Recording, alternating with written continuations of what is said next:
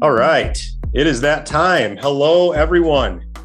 Good afternoon from the Eastern time zone here. It's officially noon now, 12:01. And for those of you joining across the country, good morning to the rest of you. My name is Matt Eilers. I'm the Chief Business Development Officer here at USA Financial. And I'd like to welcome you all to the Advisor Advancement Mastermind series. Today's format will be a live case study where you get to be a fly on the wall and learn about what makes advisors successful. And I really hope that you find today's live stream to be a bit different. We're not going to be going down the traditional path that the industry is inundated with, and that is products, pricing, performance. Today's going to be a little bit different. Rather, we'll be focusing on things like philosophy, planning strategy, and one of my favorites, process. We're going to be joined today by an advisor, great friend, fellow golfer, fellow Michigander, Miss Kathy Colby. She is just down the road from us in Lansing, Michigan. I'm really excited for you to hear a bit about what makes Kathy and her practice so unique and exciting, and how she's come to be so referable. You don't get the reputation to be known as the retirement lady for just doing a mediocre job in the business. So we're going to get to find out what makes Kathy so special with what she's done over the years. You'll also be joined by my colleague, our Chief Marketing Officer, Mark Mersman. You'll recognize Mark if you've joined us before on these webinars that we do monthly. Today's conversation should be a ton of fun. Something that I'll ask of all of you, especially for those that this might be your first experience with USA Financial. As we go about today's discussion, make note of any of the various items that seem of interest to you. A lot of what we talk about today is going to be about Kathy's practice, but in the midst of that conversation, there'll be a lot of things that you might hear tossed around, maybe different tools or systems or processes or technology. And if something like that jumps out to you, write it down. We'd love to have a chat. USA Financial typically works with advisors who have hit some sort of an inflection point in their practice, whether it's time for a new or different marketing approach or time to figure out how to scale. Most of the advisors that end up working with us feel like they've hit a little bit of a glass ceiling. And after today's live stream is over, our team would love to spend some time connecting with you about the areas of your practice that you feel could be improved upon.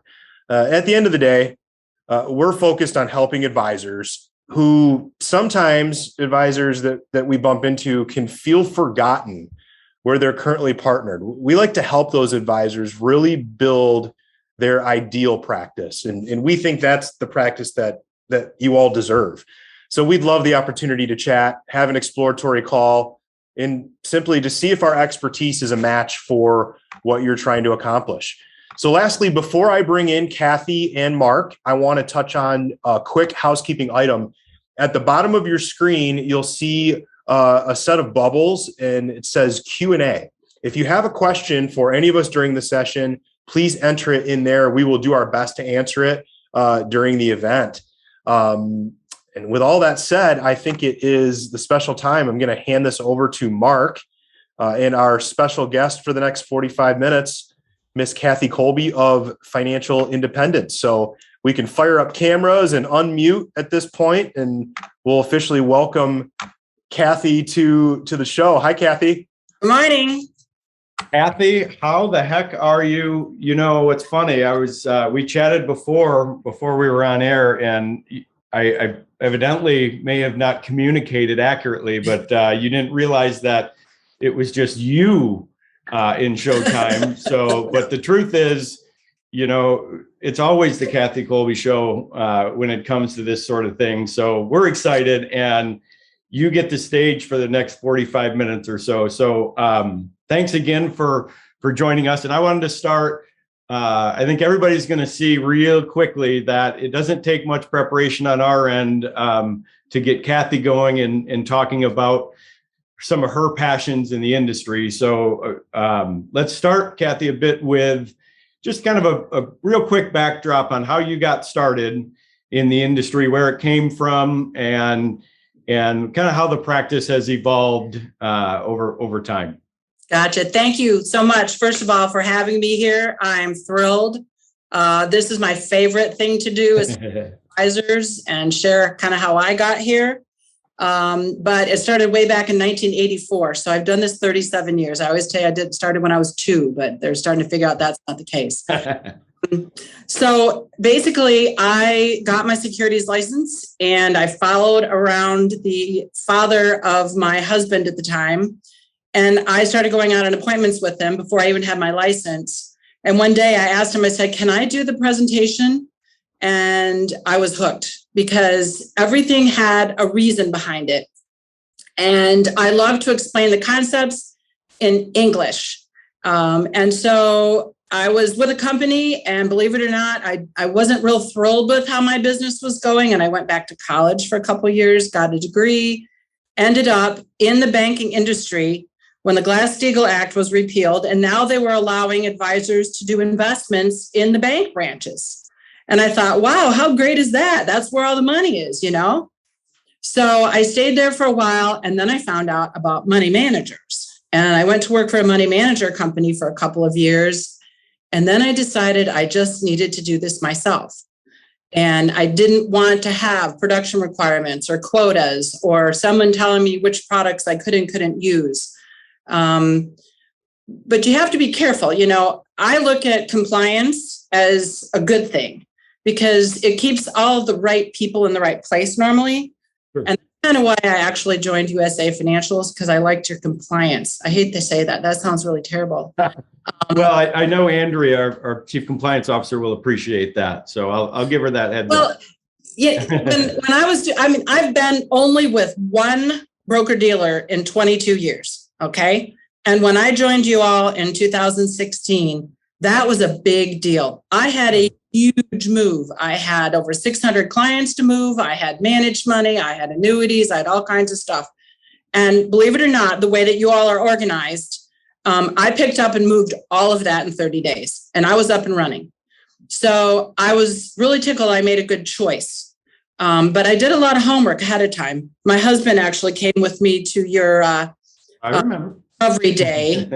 And the weird part was I wasn't even going to go to that. And so we came and we kind of used it that I had to get back because our daughter was, I don't know how young, but we were there about 2 hours, and we started going through the workbook and looking at things. And my husband's sitting next to me, and I'm looking at the screen, and I'm looking at these books. And I go, so what do you think? I said, should we tell him we're going to stay for dinner? Because there was dinner afterwards. And we said, oh, we couldn't stay. And he goes, yeah, I think we should tell him we're going to stay for dinner. And you're going to move lock, stock, and barrel, aren't you? I just know it. Business all these years. He's always been there, all behind the scenes. And it didn't take long. But when you're with one firm and independent for 22 years, something really significant was there, and it still is, which caused me to move. And so when I say it's the compliance department, it's the fact that you guys balance very difficult things.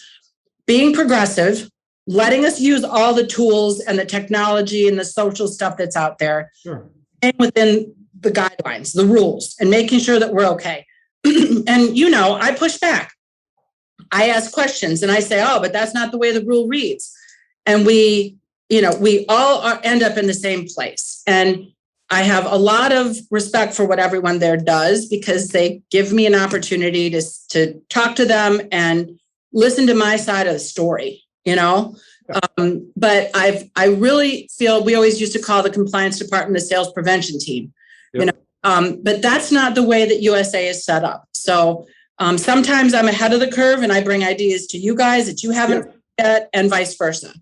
But I'll also tell you that the next thing that any advisor is going to run into is you want to do it all. You want all of the technology. You want to do all of the fun things that are out there, and you want to be in all these different areas. And I say it's like a little raccoon. You want to play with all the shiny stuff. Yep. And that really is the hard part. as far as building a business is staying in your lane. Yeah, I think it is the biggest challenge because there's a lot of shiny objects out there, and I think that's kind of a human nature thing, but especially for entrepreneurs to be constantly looking to evolve. And with you, I mean, you're an idea person, and that's one of the things that we've always loved about your willingness to share at events. And this is, I guess, where I kind of want to start. And while it doesn't necessarily have an immediate, I guess, application today, but one of the very first webinars that we had hosted right after, as the pandemic was kind of in the early stages, right? You had shared an idea of something that you were doing differently. I forget exactly what you called it, but will you share that? Because I think that's an example of one of the so many little things that you do to help create a unique client experience. Because you had your little COVID drop-off bag or whatever it was. Oh, yeah. Like you've already forgotten it. I do. I think this is ding dong ditch. I think you were ringing the doorbell and running away. I called it my ding dong ditch'em bag. Right. So what I did was I had a lady that was at a florist shop. And of course, right then, her business just went poof, okay, because of COVID. So she went and ordered all of these little things like Cracker Jacks and word search puzzles and 2-person card games and things that you could do at home, videos or DVDs, just stuff to entertain people. Yeah. Put coffee in them and coffee mugs from the company and little trinkets and fun things, and then she took it and put it in a basket and put a big thing of cellophane and a bow on it. And so I went and I looked up my top 25 clients, and I threw a whole bunch of these bags. I had like 60 of them made, and I put them all in the back of my car, and I got a list of where their addresses were and programmed it into the car, and the car took me over there. And so I go in the driveway and I call him on the phone and I'd say, "Hey, George, how you doing?" He goes, "Hey, Kathy, great to hear from you. How's everything? Anything we need to be worried about?" I said, "Nope, not at all. As a matter of fact, I'm in your driveway." And they're like, "What?" "Oh, nothing. I've just got a goodie bag for you." So I said, "Let me hang up and I'll go drop it off." And so I'd get out of the car, run up to the front porch, drop the little thing on, ring the doorbell, and run. Yep. Be there when they open the door in the middle of coronavirus going around. So the clients loved that because you weren't really seeing them face to face. You knew you were doing it without any expectations at all, and it just was out of the blue. And the Cracker Jack was really old and not very good. But I heard from them. They said, "Thank you for the bag. By the way, the Cracker Jack wasn't very good, but I liked everything else, Yeah. And so they remember that.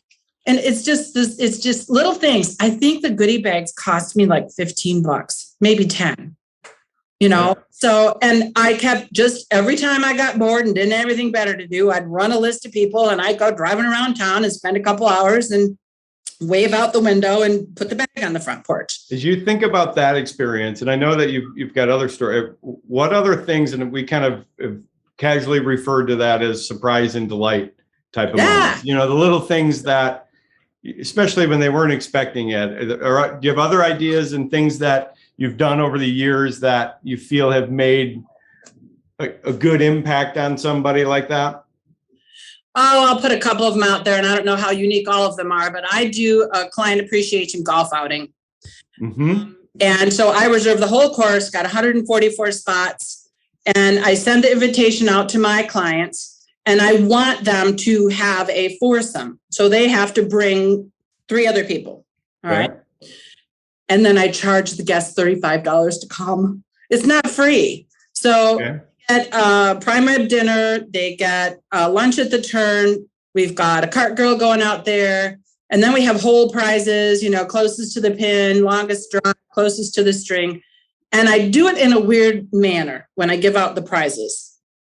I just line all the scores up top to bottom, and then I chop it into thirds. So you never know if your team is going to end up at the top of the bottom flight or the bottom of the top flight or where you're going to end up. Okay. And I give prizes out for the top 3 teams in each flight, and I give a prize out for the team that comes in last place. That's a round off to come back and try again. Yep. So, but then what I do is I stay on one of the greens. And so when they're coming up, I watch them come up. I've already seen where their ball is. Sometimes I'll go out and practice a few putts to try to save them a stroke or two. Yep. And so I get to make an extra putt for them. I get to meet who they came with. And then I also have to cheat. I'll just tell you, if you try this, you need to have a list of the teams that are coming up so you can recognize your clients, because sometimes after not seeing them for a year and a half, they're exactly looking the same. Some of them just gave up coloring their hair. So, but I had to make sure I knew who I had coming, and I could, remember. And as you know, these clients, I remember their name of their dog and where their kids went to college and stuff. And it was really cool to be able to see them in person, do a little bit of putting with them, have conversations, and not expect anything. And one of the weirdest things that I do, I also do a Valentine's Day dinner dance. And I know clients don't want to come out just them and sit at a table with 6 other couples they don't know. So I tell them, fill the table up, bring 6 other people that you know. And at the beginning of all of my events, whenever they give me a microphone, I tell everybody, I say, who's never been to any of this stuff before? And all their hands go up and they're like, oh God, here comes that sales pitch thing. And I say, by the way, for those of you that have been here before, there is no sales pitch. As a matter of fact, I won't call you just because you gave me your name and address and email and everything else. You aren't going to hear from us. So if you think that you need to visit with us, you're going to have to reach out and let us know. I said, because I hate asking for referrals. I've tried to train myself for years to do it, and I hate it. So I would rather have a party and invite you to come and let you get to know me that way, because that's the first step in this process, is that we have to like each other. Yeah. But I promise none of you advisors out there want to work with somebody that you don't like. And I always talk about doing this in the initial appointment, and I tell them, I don't work with everybody. We have to like each other. I said, because if you went to a doctor and you didn't like their philosophy or their delivery, are you really going to follow their advice? Mm-hmm. Right. Mm. Yeah. So I tell them right off the bat at all of my events, I said, there's no sales pitch and we're not going to call you. And do you know how many people come up to me and I have to have a little pad of paper and a pen to say, hey, who is it that wants to see us? And they say, would you please give me a call? Yeah. And it's just silly. I don't know why, but it works, because I have never, ever once done any workshops, bought nobody dinner, done any public anything ever. And so how is it that you've built your practice then? Like, how did you get that started? What were some of the keys to early success for you? These are probably not things that can be repeated, but I will tell you my specialty. I work with General Motors employees and state of Michigan employees. My mom, my dad, my sister worked for the state of Michigan, and my ex-husband worked for General Motors. So I went out to General Motors and I bought a booth in one of their little get-togethers for the employees. So they brought a big tent out in the parking lot, and I set a table up and put all my little brochures out there. And I thought for sure I was going to get clients. And right next door to me was the GM legal or GM human resources office. And it had retirement planning, all this stuff. It's like, I'm looking at their stuff and I'm looking at my stuff and I'm thinking, great, I just got right next door to my competitor that's in the building talking to these people every day. So I thought, well, if you can't beat them, join them. And I left my booth and walked over there and started reading their brochures. And I said, hey, this stuff looks great. How do you do this? What do you do? He says, well, we just invite all the employees to come to these little workshops and things. And I said, well, how many people do you get there? I said, well, I don't know, 10, 12, sometimes 20. I said, what do you have for women? And they go, oh, we don't have anything for women. Do you do something for women? And I go, oh, yes, absolutely. Would you like me to do a workshop for the gals here at GM? I did not have a workshop together. A good salesperson came up with one, though, in a hurry. No doubt. So they said, all right, here's the deal. We'll let you put a pilot on for the people here to see what kind of workshop you're going to do. And I said, okay. So I came up with a phrase called Women, Wealth, and Investing. And they like that. Okay, now this is a little side note. The guy that they were letting come in and teach those retirement classes was the guy that hired me in the industry in 1984. Okay. He had a Series 6 license then. I was 21, and I passed my Series 7 the same day he failed his. So I knew he was over there. When I figured out that this is where he was finding his clients, he was teaching these workshops. So they would not let me come in and do anything but women, wealth, and investing. But my workshops were filling up. I was getting 30 to 35 ladies in there every 3 months. Yeah. And one day, some lady decided that she was going to bring her husband in too. And they liked it enough. They went back and said, hey, this is wonderful. And GM came to me and said, hey, can you change the name of your workshop? Because the men won't come if you call it Women, Wealth, and Investing. So we called it Money, Wealth, and Investing. So I just happened to get in there out of a fluke because I thought I got put next door to the worst other, competitor on earth. And that's how I got in, by accident. And I taught there for about 18 years, and then I got too busy. State of Michigan, this is another one. I don't know if other advisors have any of this stuff that comes up, but when people retire, they sometimes have a pension available or a lump sum. And State of Michigan offered that to people in 1997. So I rented a local community college auditorium here. I took a ad out in the newspaper. This is how long ago this was, 1997, when there really was a newspaper. And I ran 3 workshops on how to analyze whether you should take the lump sum buyout or whether you should keep the pension or not. And then this is where I guess I don't know how many other people do business like this, but I run a retirement plan for everybody, because it tells me the reason why their money is invested the way it is. I saw people 14 hours a day, 7 days a week before the deadline to make that. So I got my niche that way. But what I did was I also went into the state of Michigan and got listed as a vendor for the different divisions, because when you have a group like DNR, okay, here, it was one of my first ones. When they ask their employees, when they do their in-service training and they literally take them off site, move them over to a hotel, and they do a day or 2 or 3 worth of training, the number one thing that the employees request is financial planning information or how to handle their 401k plan. And I was a vendor on the state of Michigan's list, and that's what I put down as one of the things that I could offer them. And so they invited me to come up and teach at the in-service training sessions for probably 4 different divisions of the state of Michigan. Nice. And then when they figured out that I knew the plan, because my mom, my dad, and my sister all worked for the state, and I'd been watching it for I don't know how many years and giving them advice on it, it just took off. So find your niche, do something that no one else is doing. And this is the other thing. I give all of my first retirement plans away for free. Absolutely for free. Now they think they're getting something, and I'm scouting them out trying to decide if I want them as a client. Okay, so you're using that as your for the second appointment. Yeah. Okay. They don't know they didn't get invited back. But okay.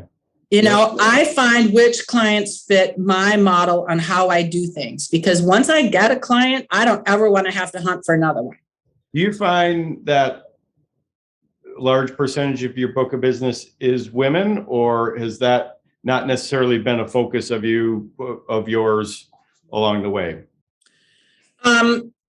It hasn't been a specialty, but it really does happen. And actually, if I have a married couple, I have to work with both people. They both have to come, because otherwise I'm beating my head against the wall. One person cannot share the information with the other. Yeah. Not going to work that way. So if I have couples, I have to have them both here and involved. And this is the other thing. Always one of the 2 of them is going to be their financial person that's more in charge of things than the other. And now what I'm finding is that by doing that, whether the wife really was engaged or not, she at least was gathering some of the information. And out of the blue, when the husband dies, I still keep her as a client. Yeah. You said something a little earlier. You used the word why. Mm-hmm. And I know that's a big word in your practice. So will you touch a little on that? Because I think, we chatted a little before we jumped on. I know that has made kind of it's always probably been a big part of your practice, but it kind of crystallized recently. So will you touch a little on the significance of that word for you and how you work that into your branding and conversations? Sure. So we have a proprietary process here called the why formula. And of course, I was not creative enough to come up with that myself. We engaged Advisor Protocol to help us put all that together. Thank you, USA Financial, for bringing them to us. That was awesome. And I do the same thing over and over. I have exact steps every single time we process. We have workflows in our client management system. So everybody does things the same. It doesn't matter who picks up that job. They all have all the steps and they know what to do. And so it gives a lot of continuity. And what the value of that is they know that everything we do has a reason why. Everything, top to bottom. The sheets that we have them fill out for client intake for new people. The steps that we go through when we do our annual reviews. We have our clients tiered so that our top clients get more services than the bottom clients because we've only got so much time. Yep. But everything has a reason why. And then with that structure, what I do is I remind our current clients what we do because I never want to hear them say, oh, well, I didn't know that you do life insurance, or, oh, I didn't know that you do long-term care, because they're only touching with me on the things that are relevant to them at the time. But right now, why matters. And you don't have enough time to waste for the things that you don't know why you're doing it. But, I probably mentioned a whole bunch of other stuff. And if you need me to go back around. No, you actually just touched on something, though, that I'm curious about. When you referenced the tiering, and I know that you've kind of you have a client service matrix that you've introduced. What was the response to that? What was like, did you get pushback? Because I think that a lot of advisors are hesitant to do something like that. And I'm curious the positives and the negatives you may have experienced with that service matrix. Well, if you've got 3 tiers and someone's in the bottom tier, they're not really engaged with you anyway. So they're not going to feel bad because they didn't have that to begin with. Okay. What I tried to do was make sure that someone that was, we call them AAA, AA, and A. Okay. Yep. I did not want to start inviting my A clients to my golf outing because they don't hang around with AAA clients. I want my AAA clients to come and bring me more AAA clients. Now the name of the game for me is fewer clients, more assets per client, and teaching them, this is the wild part, teaching them who I'm looking for. They know. So when I say, you know what, if you're coming in and, you work with us at this level right now, but one of the things that has nothing to do with how big a client you are is how often you help us find other people like you. So if you have friends or relatives that come in, I know, and you're going to get invited. So you got, this is so stupid. I had a husband and a wife. We signed all the apps, we got the checks and everything else. And she elbows her husband and she goes, Fred, ask her. And he goes, ask her? Ask her what? Ask her. I'm like, I'm sitting here going, what? Yep. She goes, do we get invited to the party? No, my friends, the ones that they go to this party, they just love it. I'm like, oh my gosh, the Valentine's Day dinner dance, but it's the damnedest thing. What they find is valuable. They like to see me out on the golf course, we're together. No big deal. But you're human, you're a person. Yeah. At Valentine's Day dinner dance, we all get a chance to get dressed up. You know what else I do for them? I bring a photographer with a backdrop and a professional camera. Yep. And while they're there at the event, they have a little picture printer right there. They print their picture out. They put it in a nice little cardboard folder with our company's name on it. By the end of the night, they get to go over there and pick up their picture and take it home. Yeah. And you know what they've told me? They say, Kathy, do you know the last time that we actually got dressed up and got our picture taken? Mm-hmm. And that drives business over to the photographer, and he's thrilled because they don't even have to go in and get the picture. They just have to buy the proof. Right. I gave them the picture. But oh my gosh, we've had all kinds of fun stuff with this crazy Valentine's Day dinner dance. They're just, and it's my own little wedding every single year because I get to go around and meet them. And believe me, you got to put name tags on them. Again, at the party, you don't want to not know who somebody is. Yeah. You need to know, like I said, I have a little diagram. We give them a seating chart so that nobody's trying to save their chair and one for their other 4 guests. And I start learning and memorizing the seating chart before that day so that I can walk up there and look like I remember every single one. I have 320 people that come to this thing. Yeah. And awesome. Guess what? Out of the 320 people that are there, 200 of them are guests. Yeah, that is awesome. Yeah. And you get to shake their hand, say hi. Everybody dances. Everybody gets something to eat. And you know what else happens? The only thing they have in common is me.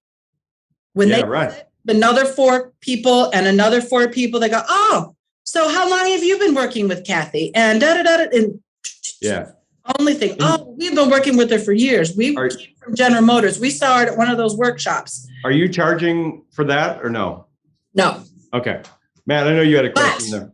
They cannot come if they bring the same guest. Okay. Invited if they bring different guests each year. Okay. Kathy, something that jumped into my mind, and this takes me back to conversations we've had over the years about another neat event that you've told me about, which this one always stuck with me, but it was the retirement parties that you would throw for clients. You have to talk about that. That's like one of my favorite examples.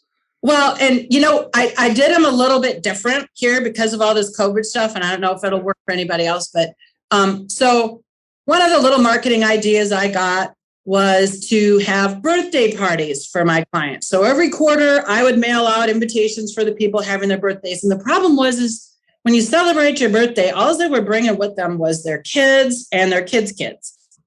And I thought to myself, well, I'm not in the birthday party business, I'm in the retirement business.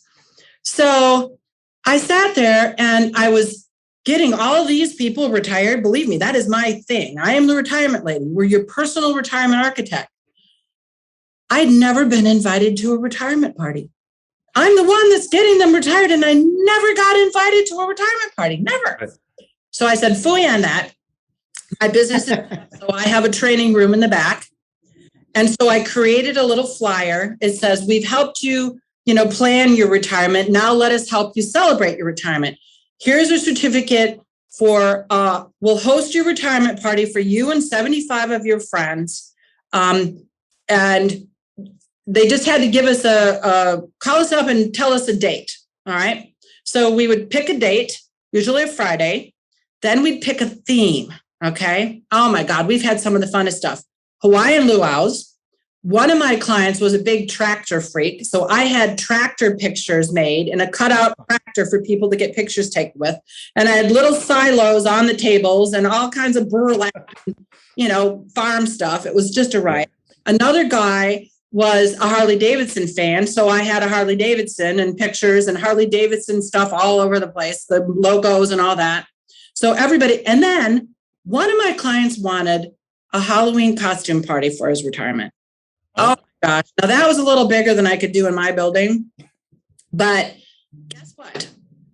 I got them not only to have a party, it cost me about $2,000, believe it or not. I provide the alcohol, I provide the food. I have a catering company that comes, that picks up all the food, sets everything up, does the bartending. I don't have to lift a finger and neither does the client. They just get to pick the menu and the alcohol that they want if they've got something. When we pick a theme, I actually go out and I get them custom printed invitations. And the invitation has an RSVP card on it that comes back to my office. And all they do is I email them a little spreadsheet and they put all of the names and addresses of all of their friends on the spreadsheet. And I get all of the invitations custom printed and mailed out with the RSVP card. RSVP comes back to me. I now have all of those people's names and addresses. Yep. And you're the fun lady too.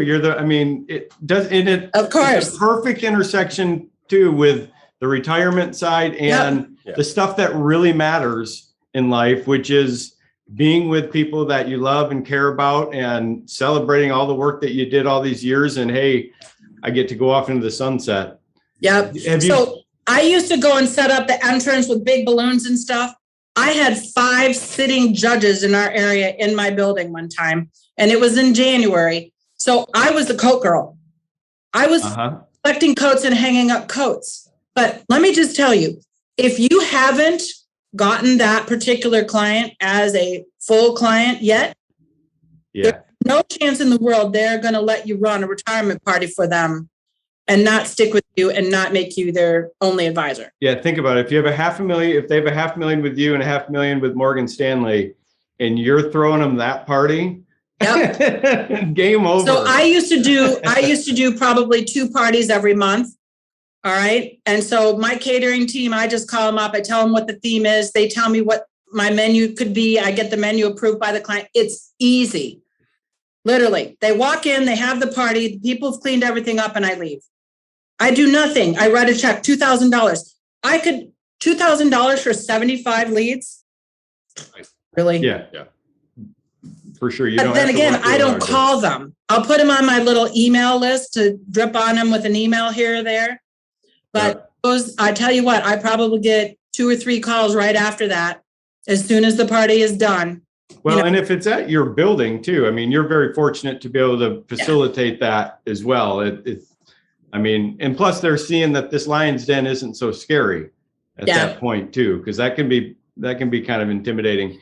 Well, to change this over for COVID a little bit, what we do is it would be a lot smaller, but we do a little like group webinar thing like this, and I'd send out little gift cards, and everybody go out to their little restaurant, and everybody'd have dinner together and sit and talk, and so it wasn't exactly the same thing. Not a lot of people really wanted to do that just because it wasn't the same. But I tell you what, those retirement parties, because I'm the retirement lady. Hello. Yeah. Beautiful. It really, and I've never known any other advisor to do that. I really haven't. So I've heard bits and pieces of people thinking about it, and but to execute at that level, especially, and to theme it, I think is brilliant, because it really puts the focus on that individual. And I think this is the whole purpose of this webinar. It's the little things. It's the little touches that you can make that, oh my goodness, because we don't, at the end of the day, it doesn't matter what product you recommended or what assets. It's how it's how you make them feel. And they're buying you. Oh my goodness. It's funny, Kathy, you made the comment earlier that you don't like asking for referrals and you're not good at doing it. It's funny because you don't need to, because of this experience that you create. You haven't needed to ask, like, where else are they getting the Kathy Colby experience like this, to where people are just organically, they're going to seek you out. Like, that's why you haven't had to ask for them, because you do stuff like this different. And there's also one little catalyst in there. Okay. And I think that this is really easily overlooked. You have to share with your clients how to refer people to you. Yep. They don't know. Do I hand them a business card? Well, I don't have that happen because it goes through the washing machine in somebody's pocket. So I make up these little cards that say, this card entitles you to a complimentary retirement plan and you are referred by, and they write their name on it. And they fit in an envelope. So we give them out, and they feel very proud that they can put their name on that card and say, this is the lady that helped me. Yeah. This is how I know I'm retiring right now and I can do it. Here she is. A business card is one thing, but somebody put their name on it, says, and they have to have a card. They think they have to have a card to get the free plan. Yeah. That's what it is. Yeah. And it has to be presented by somebody that's been here. Like it's some, and so when they sit down with me, I say, so exactly how did you hear about us? And I asked the question. I said, we're a little boutique place. I said, I'm a very small, one person, one office place in Lansing, Michigan. I said, but I have a very large nationwide 30-year-old firm behind me. They happen to be over in Grand Rapids, pretty close. I said, so we purposely are small, but we're very powerful. And if anything happens to me, that's the other thing they want to know, being small and independent, is that I have a plan. Yeah. And the other thing that USA Financial brings to the table is a plan, a succession plan. Sure. Either the emergency, short-term or long-term. And that was extremely important to me because I don't plan on being working the rest of my life. I probably forever with some of these clients. I just love them. But you got too much energy. You got another 40 years in you, Kathy. Well, I have a 20-year-old daughter that is a junior in college, and we happen to have been in horseback riding for a couple of years, and that dented my retirement. So I'm a little bit longer. It's a good reminder for Matt and I not to get our kids into horses, right? Don't do that. No. And I was a competitive figure skater all my life. That's another super expensive sport. So, you do anything you can for your kids. And she's a straight A student in her junior year. And so we're really, really proud of her. And but that's where also this comes in as an advisory. I always say, be careful what you wish for. You just might get it. Yeah. And I've got the income with the commas in it. I've got business that's going. And so this year, I actually am taking Fridays off, and I haven't missed a beat. Yeah. So if some of you are out there and you're going, how do I get to the next level without taking more away from my family? Or, there are other ways that you can make yourself different. And everybody uses the word value added. We don't do a lot of high-end stuff, but the silliest thing I've gotten responses from is that we bake our own cookies in the office every morning, and we put a silly little label on it that says made especially for John Doe. And they go, oh. And so they come in and like, that cookie matters. I would never have thought it does. Oh, yeah. Oh, and they're like, if it's not there, they're like, hey, Kathy, where's the cookies, right? Or they say, oh, I don't have a label on it this time. Right. And even sillier than all this stuff is we remember what kind of coffee they drink. We remember if they do pop. We have both Coke and Pepsi here. We have diet and without caffeine. We have a menu at the front desk. So the worst thing is when somebody says, can I get you something to drink? Well, let me see. The list of that is so long, and they don't want to guess. So they'll instantly say, no, thanks. So my staff here is exceptional. They'll say, can I get you something to drink? We have Coke, Diet Coke, Pepsi. Let me give you the menu.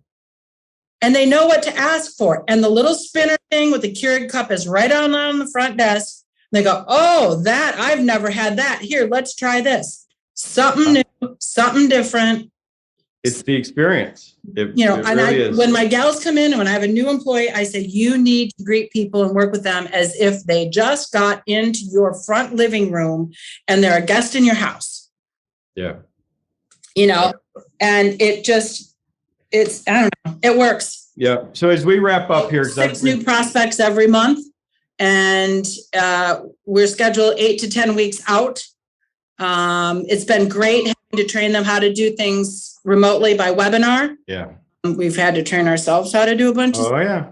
And electronically and everything else. And trying to think through how to make sure you can try to facilitate an experience to long distance. Because that, how can we try to duplicate some of the things that we do in person to make them feel good there? So that's really cool. Before we wrap up, and then I'm going to hand it over to Matt. If you could give the younger version of yourself some advice about what to do differently in your practice, what would it be? Like, well, in other words, what would you have avoided doing, or what would you maybe have added to the equation? Well, the number one thing that I remember happening is you start something and it works really good, and for some reason you stop doing it. Yeah. I don't know why. The other thing I will tell you is you have to be willing to change. All right. Because I always used to think, oh, when I get here, I'm going to be done. It's going to be fine. When I get here, it's going to be fine. When I get here, I'm done.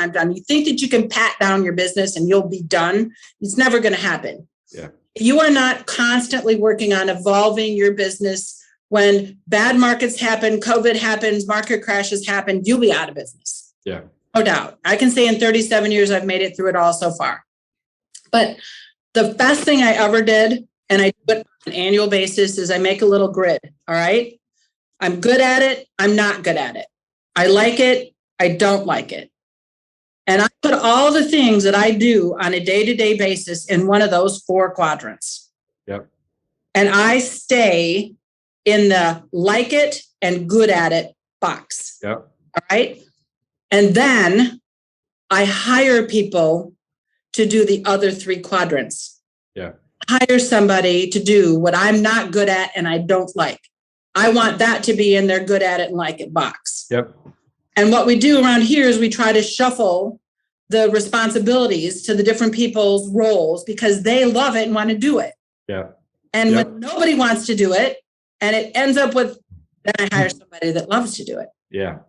And then people always get worried about hiring people. You know, they say, oh, I can't afford it. You have to make the jump or you won't be able to afford it.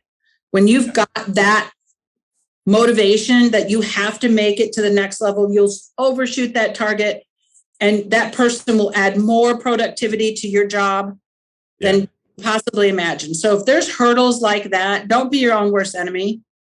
Yeah.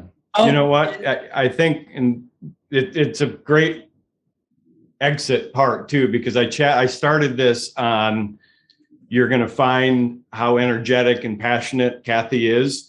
And I know for a fact the reason for that is if you do that grid thing right and you're doing the things you like and you're good at, It ain't your work. energy's isn't going to, your energy's not going to be drained, and you're spot on. And I think it's a huge lesson, and it's hard to That's get, the one thing that mattered. That's what I did is I stayed in my lane. There was a lot of stuff I liked to do, but that didn't make me any money. So that's the last criteria is you got to go and like it and be good at it. And you only stick and do the stuff that makes you money, because if it doesn't, somebody else should be doing it. Yeah. I used to put labels on my own folders. Hello? No. Yep. You know? Yeah. Well, I'd like to go and run the portfolio analysis. No, somebody else can do that. Yep. So Well, hey. stay in your box and then you stick with the things that make you money. Thank you. So that is I love awesome. it. It's great. That is perfect advice. Matt, you want to Awesome. wrap it up for us? Yeah, absolutely. Kathy, thank you. It's been 50 Thank you. minutes. I don't know how it's been 50 minutes already. Time flies when you're having Thank fun. Looking forward to seeing you in a couple of weeks in Orlando for some fun conversation at Chain of Secrets. So just thank you for always being a part of these conversations and bringing the energy that you did. I jotted down a couple of things that really jumped out at me for any of the listeners that would like to chat more. You know, some of the surprise and delight things that Kathy has done over the years with creating experience, the different spin that she puts on events with no sales pitch from the podium there, and her proprietary why formula, what that is and how she uses it in her practice, the client service matrix and how looking at the book of business, there's been some strategy to segmenting the clients into different levels of experience, and even down to things like taking Fridays off. I think there's a lot that we can unpack here in future conversations. So as an advisor, if you'd like to have a conversation and we can touch base with you about what we know about some of these different things that Kathy has done, how it might work for you, we'd love to have a chat and see how we might be able to help. So in conclusion, Mark, thank you for facilitating this. Angela, thank you for being here to help us logistically with everything. But Kathy, thank you so much for letting us pick your brain and for joining us. This has been super fun. So painful, wasn't it, Kathy? What's that? So painful, wasn't it? Oh, well, you know me, and I did it without a glass of wine. Well, I look forward to having that glass with you in a couple of weeks in Florida. Yes, thank you very much. So, all right. Thank you, everyone who took the time out of their day. I know this is very difficult sometimes when you got to go, but it's hopefully something that you could take a few good ideas away with. Absolutely. Awesome. Thanks you so Kathy. much. And we'll catch up with everyone soon. Have a great day. Take care. Very good. Thank you, guys.